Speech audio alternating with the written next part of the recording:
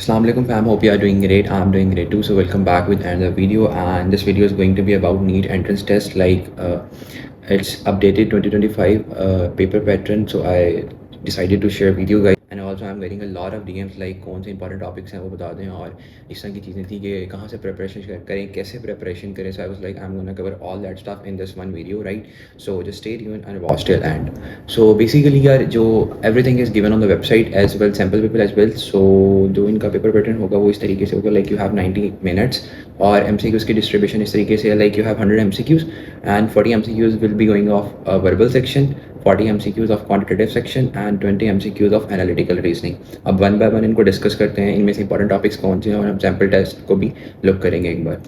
अब quantitative section जो है ना, basically it's called basic math. अगर you had already done with NTS, हमारे पास एंट्री टेस्ट में बेसिकली मैथ के दो क्वेश्चन होते हैं. एक होता है बेसिक मैथ और एक होता है एडवांस मैथ. अब बेसिक मैथ के अंदर ये क्वांटिटेटिव रीजनिंग आती है, जिसके अंदर हमारे पास अलजेब्रा होता है, अरिथमेटिक मीन होता है, ज्योमेट्री एंड मेजरमेंट्स होती है, और अप्लाइड फिजिक्स और नंबर सिस्टम्स वगैरह इस तरह की चीज़ें होती हैं, जो कि यहाँ पे ऑलरेडी गिवन है, इनके पेपर पैटर्न पे रिटर्न है. और एडवांस मैथ के अंदर आपका होता है फर्स्ट ईयर और second year type advance question, like conic section, like आपका डेरिवेशन, लिमिट्स, फंक्शंस, वेक्टर्स, इस तरह की चीज़ें जो आपने फर्स्ट ईयर सेकंड में पढ़ी है, उनके एडवांस एमसीक्यूज होते हैं एडवांस मैथ के अंदर.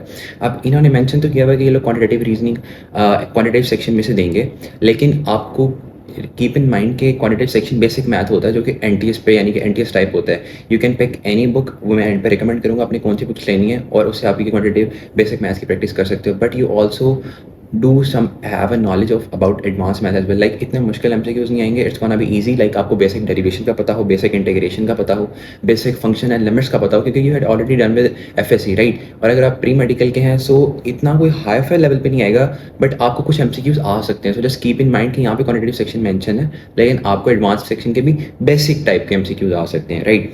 और उसके बाद एनालिटिकल सेक्शन बेसिकली ये होता है, like it's more on reasoning, जिसमें आपके जो एमसीक्यूज होते हैं, I will gonna discuss at very end. इसमें आपके एमसीक्यूज होते हैं सीक्वेंस, नंबर सीक्वेंस टाइप होते हैं, कोडिंग डिकोडिंग होती है, लॉजिकल डिडक्शन होती हैं, एंड ब्लड रिलेशन होते हैं, डायरेक्शंस के एमसीक्यूज होते हैं, जो कि ऑलमोस्ट हर इंटर टेस्ट में आते हैं, और एज वेल इसमें भी हैं. अब एक जो हमारा सेक्शन है नेक्स्ट, वर्बल सेक्शन, जिसमें से हमारे हैं 20 एमसीक्यूज, 40 एमसीक्यूज. अब वर्बल सेक्शन जो है ना, basically it's totally on your luck. Vocabulary आप जितना मर्जी कर लो, आपको नहीं पता कि कौन सा वर्ड कहाँ से उठा के आ जाएगा. सो या बेसिक अगर आपको नॉलेज है सेंटेंस कंप्लीटेशन की, वर्ड्स स्पेलिंग की, इस तरह की चीज़ें, so you gonna S it. लेकिन जो आपको वो आएंगे एंटोनियम्स और synonyms, it's gonna be like आपको हर चीज़ नहीं पता होती. सो आई वुड प्रेफर कि जस्ट जो हमारा वर्बल सेक्शन है, इसको आप बेसिक गो थ्रू करो, बेसिक चीज़ों का आपको बेसिक टर्मिनोलॉजीज़ का, एडवर्ब्स क्या होते हैं, वर्ब्स क्या होते हैं, फ्रेजेस क्या होती हैं, सेंटेंस कंप्लीटेशन कैसे वर्क करता है, हमारी कंडीशनल क्लॉजेस कैसे होती हैं, ये सारी चीज़ें पता होंगी आपको, राइट. और उसके बाद रीडिंग कंप्रीहेंशन आप एक रीड करके उसमें से कैसे टेक्स्ट को एक्सट्रैक्ट करते हो अपने आंसर्स को. और इसके अलावा वोकेबलरी, वो आपकी लक है कि आपको ईजी आती है, मुश्किल आती है, वो बहुत बाज़ औक़ात बहुत मुश्किल आ जाती है और बाज़ औक़ात बहुत ईजी आ जाते हैं. So it's totally depend on your luck. So right now I'm gonna share the screen with you guys of test sample 1. We're gonna discuss some important MCQs as well, और उसमें मैं आपको बताऊंगा कि आपको किस टाइप के MCQs आ सकते हैं, किस तरीके के आ सकते हैं, और किस वेरिएशन में आ सकते हैं, right. So let's get to the screen. Now I'm on my screen. As you can see that this is our sample test 1 from NEET. So keep in mind कि मैं जो MCQs डिस्कस कर रहा हूँ, it's not gonna be directly come in into the paper, right. आपको इस type के MCQs आएंगे, and it's so easy guys. Like आपको जिसमें UET NUST में MCQs आते हैं, या एनटीएस के भी जो होता है बेसिक एनटीएस, वो काफ़ी टफ होता है, but it's comparatively so easy. Just you have the knowledge of everything. आपका हर चैप्टर का बेसिक नॉलेज होगा ना आपको, you gonna S it very easily. अब हम अगर स्टार्ट से स्टार्ट करते हैं, सो यू गोना सी कि आपका पहला एमसीक्यूज इंग्लिश का है. अब ये जो भी वर्ड है बेनेवलेंट, अब इसका एमसीक्यू, इसका सिनोनिम आपको नहीं आता होगा. अगर कीप इन माइंड, थोड़ा सा आप फ्रेज को पढ़ो कि ये क्या, किस पूरे सेंटेंस को आप गो थ्रू कर लो कि ये हम किस चीज़ की तरफ लीड कर रहा है. Benevolent often, people often volunteer to help the poor. तो अब ये आपको डायरेक्टली आपको सेंटेंस वो सेंस कर रहा है कि अच्छा ये सेंटेंस हेल्प द पुअर, तो ये क्रूअल तो हो नहीं सकता, ये जनरस में हो सकता है, जनरस बेसिकली इसका ऑप्शन होगा. तो इस तरीके से, क्योंकि आपको वर्ड्स का डायरेक्टली मीनिंग नहीं पता होगा, यू हैव टू एक्सट्रैक्ट कि वो सेंटेंस क्या कह रहा है, और हम उस लिहाज से उसका मीनिंग निकालें. और कुछ में आपको तो सेंटेंस की भी वर्ड नहीं समझ, मीनिंग नहीं समझ आ रहा होगा, so you have to just do तुक्का ऑन इट. उसके बाद ये स्पेलिंग करेक्ट हैं, और उसके बाद हमारे ये एमसीक्यूज हैं. He has a vivid memory of his childhood. अब विविड कहते हैं स्ट्रॉन्ग को, शार्प, क्लियर. तो आप इसमें से अब कुछ भी कंफ्यूजिंग लगे, so you have to put that sentence in the replacement of this word, और आपको वो आइडिया पता चल जाएगा कि अच्छा जी ये जो वर्ड है इसके रिप्लेसमेंट में आ रहा है, तो अब यहाँ फिट हो रहा है ऐसे. ये हमारे इंग्लिश के बेसिक एमसीक्यूज हैं. लाइक हमारा जो choose the word closest in the meaning to the word, the new policy is likely to exacerbate existing tensions. So अब इसका आपको को देखना पड़ेगा लाइक, तो इस तरीके से you have to fit in the words, और आपको इंग्लिश आपकी लाइक एज आई सेड अगर आपको मीनिंग आता है तो आता है, नहीं आता तो you have to try to put in the sentence and then you have to figure it out. अच्छा ये अच्छा फिट हो रहा है, ये अच्छा फिट हो रहा है, एंड अकॉर्डिंग टू दैट आपको कुछ वर्ड्स भी सेंस दे देते हैं। इसके बाद अगर हम अब ये व्हाट इज द वैल्यू, अगर हम इस पे आ जाते हैं अपना क्वांटिटेटिव सेक्शन पे, 5+3 बेसिक, इट्स सो इजी। अब ये परसेंटेज के क्वेश्चन है, percentage is so easy topic, percentage एक is very important topic and so easy as well. अब इसमें आपका जो है ये आपका परसेंटेज के ना एक्चुअली शॉर्ट ट्रिक्स होती हैं फॉर क्विक पर्पज, राइट।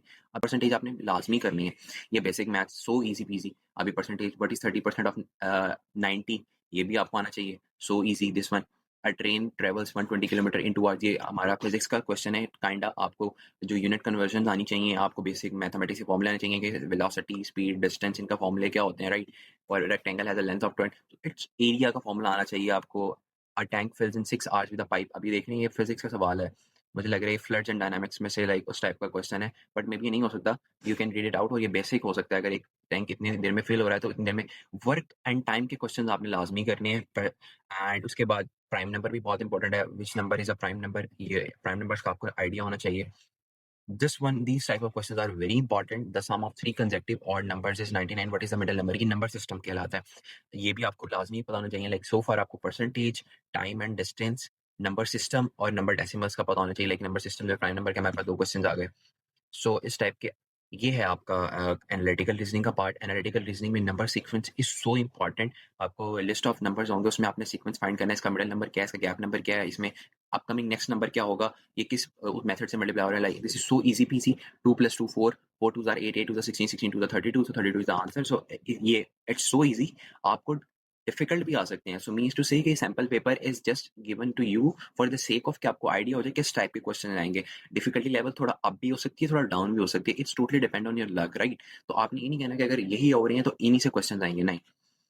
इसके बाद हमारा ये language codes, codes is very important, and codes आपको लाजमी आने चाहिए। एंड कोड्स की शॉर्ट ट्रिक भी I gonna discuss with you as well at the very end. तो ये कोड भी आपको आना चाहिए, but for now it's cat का वर्ड अगर रिटर्न एज एक्स तो डॉग कैसे रिटर्न होगा।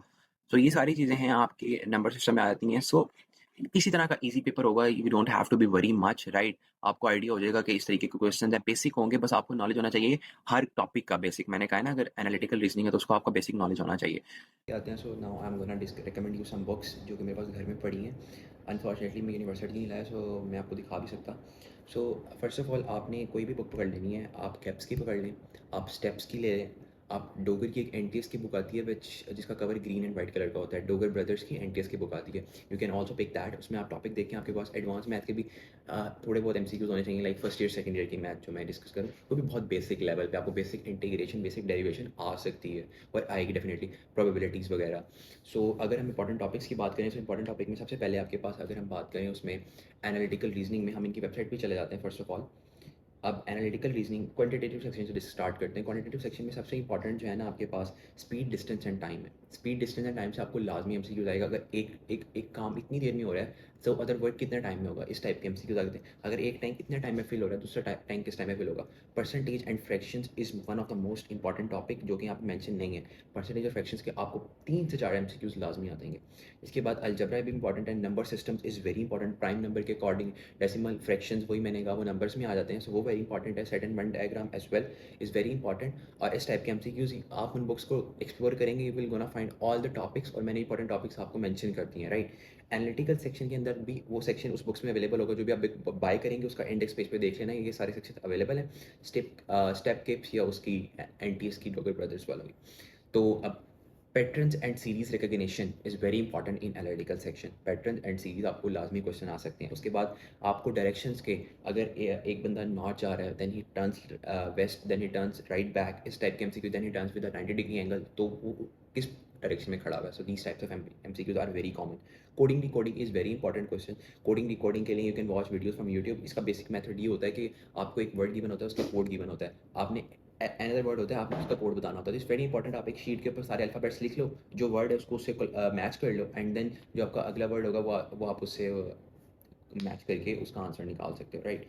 उसके बाद हमारा blood relation is very important, it's not that much important लेकिन आ सकता है। Logic deduction is very important है, statement of conclusion, A and B, A और बी, इस टाइप के MCQs are like quite normal.